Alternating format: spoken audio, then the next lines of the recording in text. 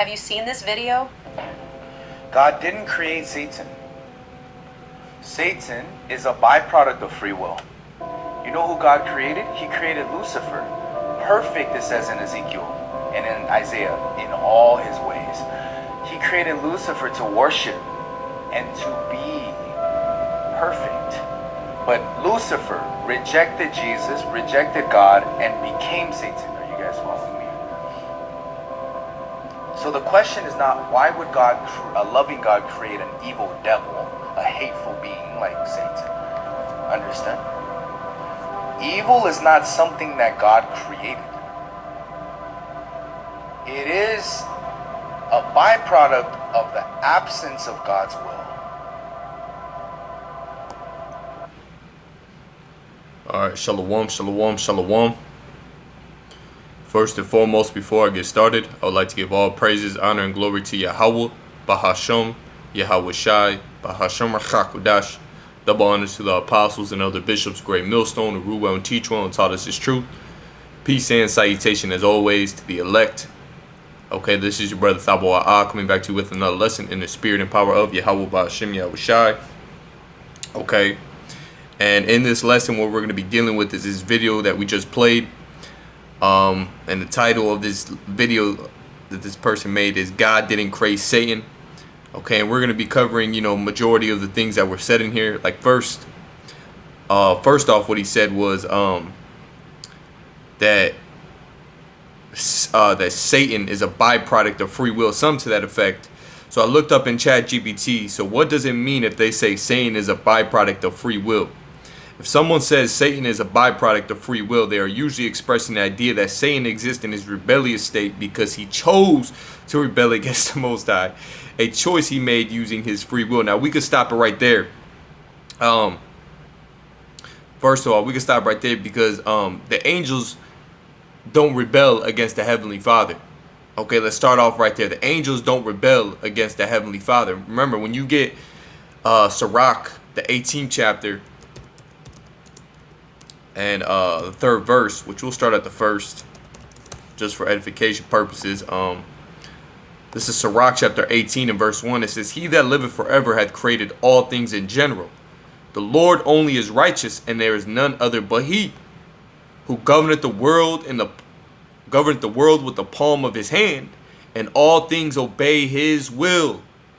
For he's the king of all, by his power dividing holy things among them from profane." So he's the king of all, and he governeth the world in the palm of his hands, and all things obey his will. You see, especially the angels. The angels don't rebel against the Heavenly Father. So what he said was Satan is a byproduct of free will. The spiritual demon Satan doesn't rebel against the Heavenly Father. Okay, he takes orders from the Heavenly Father, and that goes back to that doctrine that that doctrine that Christians like to use is, Lucifer was kicked out of heaven and or Satan was kicked out of heaven and his angels came out with him. Now they roam the earth and shit and do whatever they want. No, that's not the case. The Lord is the one that's king over all. You see, and all things obey his will. And there's no such thing as free will. Okay? There's no such thing as free will, because it says right here, it says Satan exists in his rebellious state because he chose to rebel against God, a choice he made using free will, and that's completely going off. Okay, actually, when you get Job, the 2nd chapter, in the first verse, it says, "Again, there was a day when the sons of God came to present themselves before the Lord." You see, the angels came to present themselves before the Lord.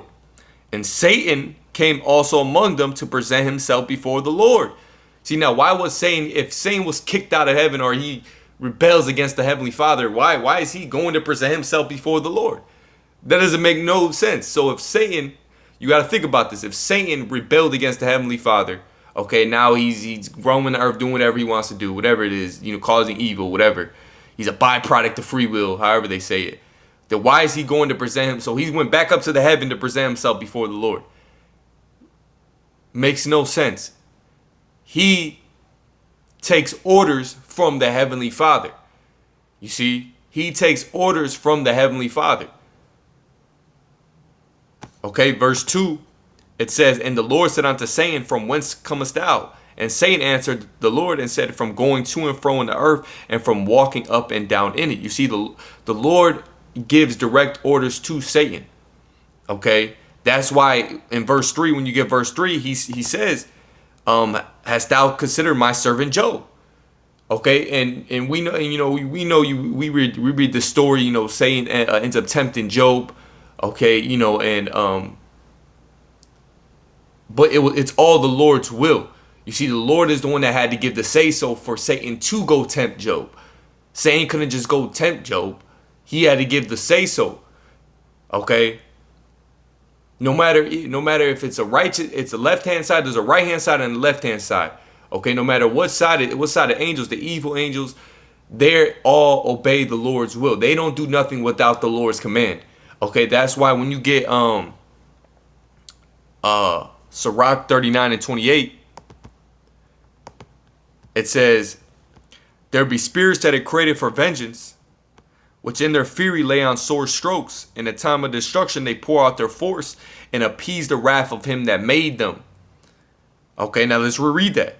Sirach 39 and verse 28. There be spirits that are created for vengeance, which in their fury lay on sore strokes. In a time of destruction, they pour out their force and appease the wrath of him that made them. Now, who made those spirits? The Lord did. So the Lord created spirits for vengeance. Then it goes on to say fire, hail, famine, and death. All these were created for vengeance. Teeth of wild beasts and scorpions, serpents and the sword punishing the wicked to destruction. They shall rejoice in his commandment, and they shall be ready upon earth when need is. And when their time has come, they shall not transgress his word. So they don't rebel against that. So whenever the Heavenly Father gives these spirits an order, they rejoice in his commandment, and they're ready when need is. You see, that's why when you get Amos, the 3rd chapter in the 6th verse, it says, shall a trumpet be blown in the city and the people not be afraid? Shall there be evil in the city and the Lord has not done it? The Lord is the one who caused that to happen, that the bad thing in the city to happen. Okay, through those spirits, okay, those left-handed side angels, okay, spirits created for vengeance. The Lord is the one that created them, and he gives them orders to do to do his will. Okay, they don't rebel against him. You see? So Satan, that whole Satan is a byproduct of free will, is completely out the window. Okay, there's the angels, they obey the Heavenly Father 100%. They don't rebel against the Heavenly Father. There's no such thing as free will. Okay, that is completely out the window. Now, another thing I wanted to go over was, it says God. Right here it says God didn't create Satan, which he did create him. Okay, we kind of already covered that. But this Johnny Lang dude, whatever his name is, said the Lord didn't create evil. Okay, the Lord didn't create evil. You see, and he doesn't know what he's talking about. But let's just get this going. This is Isaiah chapter 45 and verse 7. It says, I form the light and create darkness. I make peace and create evil. I, the Lord, do all these things. You see, the Lord is the one that created evil. That doesn't mean he does evil, but he creates it. He created evil. Okay, and when you go into that word evil, the Hebrew word is, the Hebrew word is ra'ai. Okay, the Hebrew word is ra'ai, which means what? Bad, evil. Says wicked, evil, distress, adversity. Another word is suffering, misery. Okay, now we get the concept. So the Lord is the one that created evil. Okay, that's why when you get Lamentations,